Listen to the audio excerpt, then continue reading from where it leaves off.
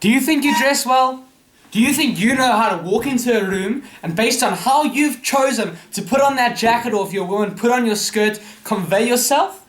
Do you believe that you have those skills? Well, if not, don't worry. Because by the end of this, you will know exactly how to dress to impress. Exactly how to dress to build professionalism and trust so that you can get more of what you want and less of what you don't.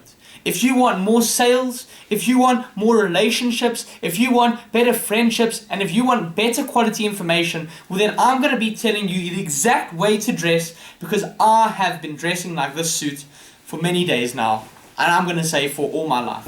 When I was younger, we used to have religious prayers, as righteous individuals, and we used to go pray on the weekends, right? And so I, as a kid, quickly learned that I was going to stop wearing jeans, and I was going to move to wearing a suit, suit and tie with a jacket. And even though I was a kid, people gave me more respect. They said, wow, why are you wearing a suit? And so over time I've been learning how to dress formally. As you can see today, I have loafers, and I'm not just wearing a suit jacket and a shirt in my underpants, as some people would do in a job interview. When it comes to dressing well, there are a couple of principles that I want you to understand. The first principle is that designer labels are worthless.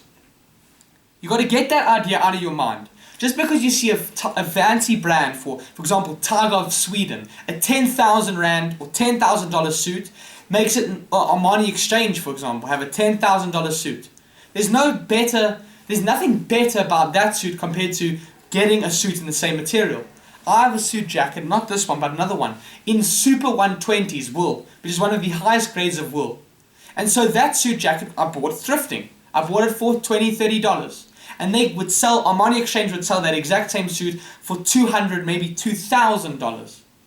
So you got to get rid of the idea that it's about designer, because that's not important. There's a second thing, the second part that I need you to understand is that it's color. So you need to match similar colors. Now there are formal colors and informal colors. What are the more formal colors? Standard-wise, you're going to have your deep, dark colors, like your ash colors, your grays. Not white, because that's more for ballrooms and that. It would be ash color, it would be grays, it would be blacks, it would be dark blues, deep greens, any color that you can look at and say, this is a deep color, this is a deep green, for example, this is a black, this is a deep blue, which is a navy blue. My socks are gray. So these are formal, toned down colors. And what that does is it actually relaxes the eye. So I want you to imagine imagine me in a bright pink suit with polka dots everywhere. You wouldn't be able to focus. It would be too extravagant. But now contrast that. I need to keep track of time. Apologies. But now contrast that with, for example, wearing deeper tones. It's pleasant for the eye to look at. Don't you find it's more pleasant to look at a man when he's wearing a suit? If you want to listen to someone, or you're trying to be sold a car, or whatever the story is, it's more pleasant to listen and trust someone who's in a suit than if they're wearing nothing. And this is teaching you how to dress. So forget about designer labels and focus on deep, darker tones. But there's a third crucial component, even if you have those two under wraps. And that is that it needs to fit you well. So if we look at this jacket, and I'm going to stand up here for a second, I want you to take note of how it fits me. It's not baggy, and it doesn't make me look so boxy. This jacket is the perfect size for me. And when I put the button down, maybe it's even a little bit small. But it is the right size, if not the perfect size. And as I grow bigger with gym and whatnot, I will obviously have to size up. But for now, I'll just leave it unbuttoned. So the third rule is you've got to get the right size. Get it fitted for you. There's no shame in buying a suit that's a little bit too big, but obviously not extravagantly big, and then getting it tailored. There's no shame in that. There's no shame in having pleats put in the back of your shirts. Just like there's no shame in sewing a hem on your pants. It's not shirt, on your pants. So you need to understand that it doesn't matter if it's not the perfect size, you can also get it tailored. But most importantly is that it needs to have the right fit. Now that brings me on to our next point, which is that when it comes to suit pants and pants in general, you need to always avoid over-lengthening that pant or finding pants that are too long. You always need to make sure that the length is right.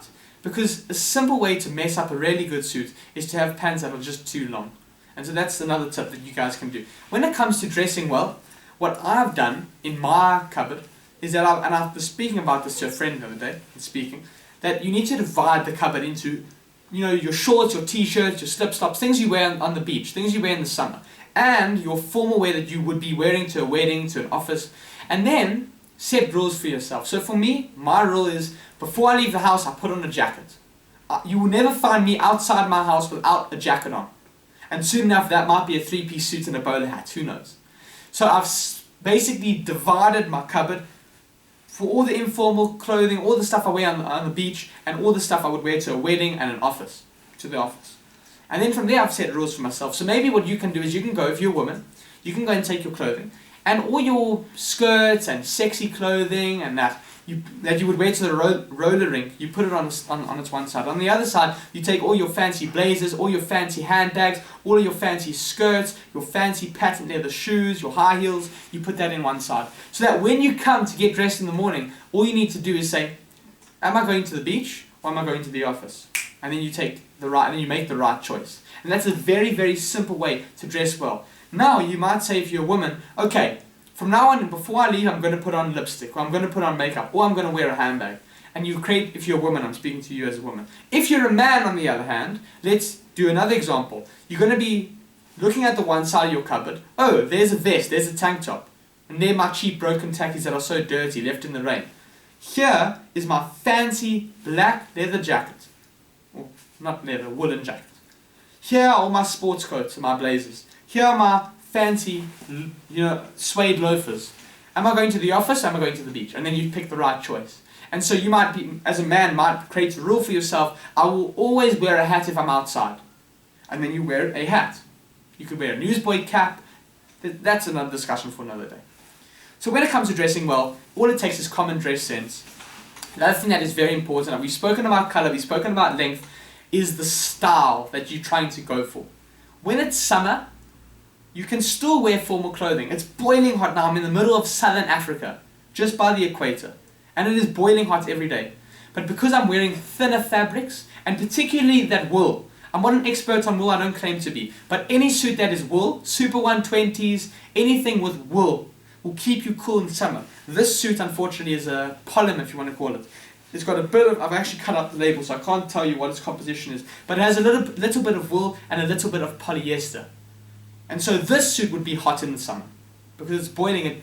But if you take a woolen suit in the summer, it's not going to be an issue. So I want to bring us right back to my point. It's about styles.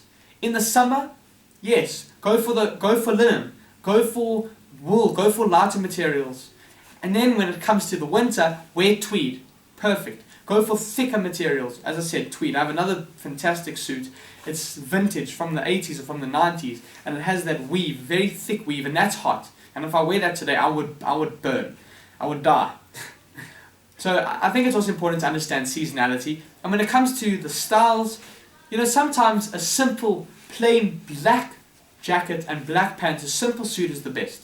You don't need any of these fancy tweeds. You got to first build a wardrobe. For me, let me be honest with you, I don't have a proper wardrobe. I have 2 or 3 pairs of trousers, 2 pairs of jeans, which are very informal, so I can't even wear them, and a handful of jackets.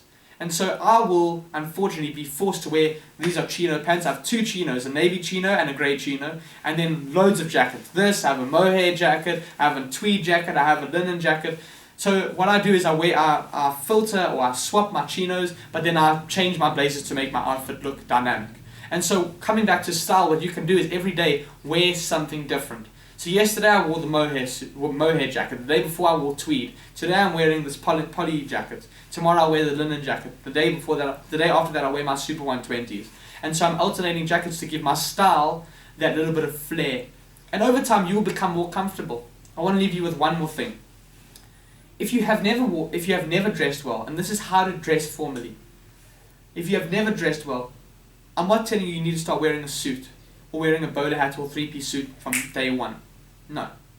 If you've never dressed well, the very first thing I want you to do is just wear a pair of pants. Or when you go out, put on a baseball cap. Or wear a formal pair of shoes instead of tackies or sneakers, as we call tackies in South Africa, or sneakers. That's the simplest way. And over time, just like me, you will build confidence. You will go from simply wearing loafers to being comfortable wearing long pants, to being comfortable wearing a suit jacket always. And from here, and once you get to my stage, which isn't that it's very easy to reach this level, just wear a jacket, then you could take it as far as you want, or you could bring it back as far as you want as well. So with that, I want to wish you good luck, and that is exactly how to dress formally.